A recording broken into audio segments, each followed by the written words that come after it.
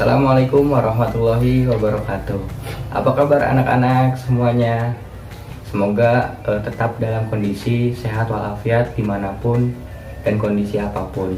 Nah, baik anak-anak, untuk pembelajaran kali ini Bapak akan coba mengenalkan salah satu museum yang berada di Jawa Barat.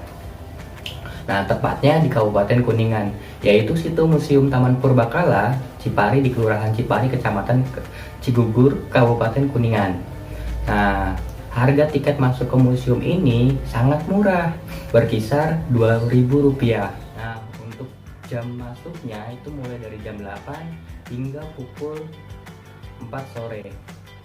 Nah, museum ini diresmikan pada tahun 1978 oleh Profesor Dr. Syarif Tayyib, Menteri Pendidikan Kebudayaan. Pembelajaran atau sebelum melihat museum, nah kita harus mengetahui dulu tujuan pembelajaran kita hari ini. Nah, tujuan pembelajaran kita hari ini ada 3.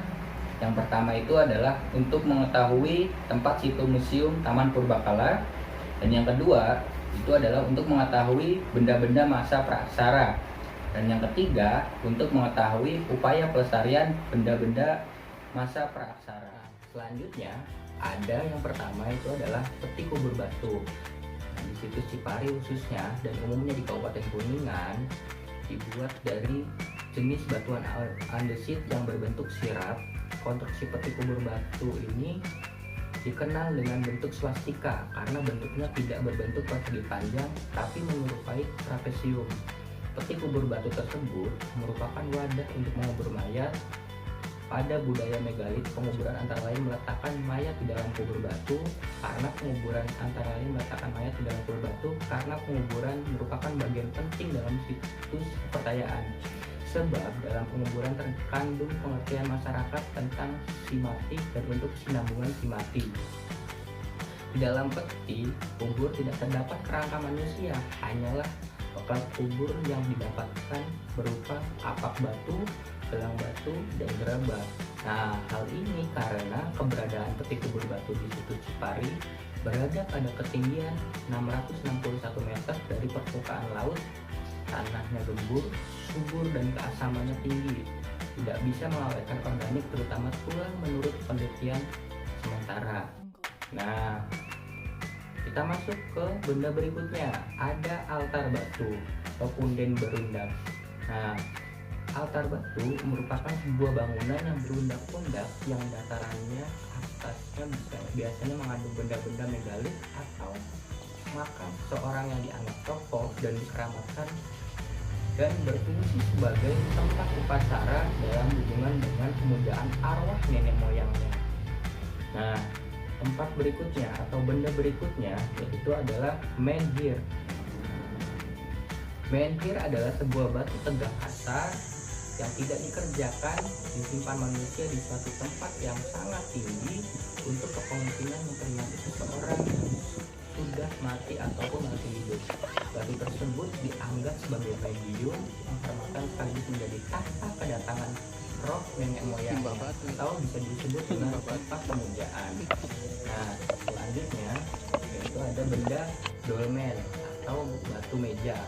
Nah, dolmen merupakan susunan batu yang terdiri dari sebuah batu lebar yang ditopang oleh beberapa batu lain sehingga menyerupai meja yang berfungsi sebagai tempat untuk pemujaan kepada arwah nenek moyangnya sekaligus tempat penyimpanan sesaji. Nah, selanjutnya ada batu temu galang. Nah, batu temu galang ini merupakan suatu susunan batu dalam bentuk lingkaran, merupakan tempat upacara dalam hubungan dengan arwah nenek moyangnya dan tempat upacara dan musyawarah. Nah, selanjutnya ada batu dakon atau lumpang. Batu ini berupa peninggalan budaya megalit yang berlubang satu atau lebih. Lubangnya berbentuk lingkaran. Nah, fungsinya ini digunakan dalam upacara yang berhubungan dengan pemujaan kepada arwah nenek moyangnya dan berfungsi pula sebagai pembuatan ramuan obat-obatan. Nah, selanjutnya ada kapak batu. Nah, kapak batu ini Yang di Museum Cipari tampak halus, namun ada beberapa bagian lain yang kasar. Batuan tersebut terbuat dari jenis batuan tanah atau sandstone, batu rijang, kuarsa, jasper, kalsedom, dan batu padas. Nah, kapak tersebut berfungsi sebagai benda upacara bekas kubur di samping untuk alat mengolah pertanian. Nah, selanjutnya ada gelang batu. Gelang batu ini dibuat dari batuan kalsedom dan kuarsa. Dalam teknik pembuatannya sudah halus. Gelang batu tersebut ditemukan di dalam peti kubur batu, di luar peti kubur batu yang difungsikan sebagai benda upacara bekal kubur dan perhiasan. Nah, selanjutnya ada benda kapak perunggu. Kapak perunggu merupakan salah satu hasil teknologi masa perunggajian yang dominan. Kapak tersebut difungsikan sebagai benda upacara dan alat. Nah, selanjutnya yaitu benda gerabah. Benda gerabah ini sebagai salah satu hasil budaya manusia dan merupakan unsur penting dalam usaha menggambarkan aspek-aspek kehidupan manusia. Temuan gerabah situs Cipari ada yang berbentuk fragmen dan ada yang masih utuh dengan bermacam-macam bentuk. Gerabah situs Cipari nampaknya diproduksi sendiri karena tidak ditemukan pula bahan yang sidak dicampur antara tanah liat dan pasir gerabah. Gerabah tersebut difungsikan sebagai alat kebutuhan rumah tangga dan bekal kubur. Nah, selanjutnya ada upaya pelestarian. Nah, kita harus bisa mengupayakan tempat-tempat ini agar bisa dilestarikan oleh masyarakat sekitar.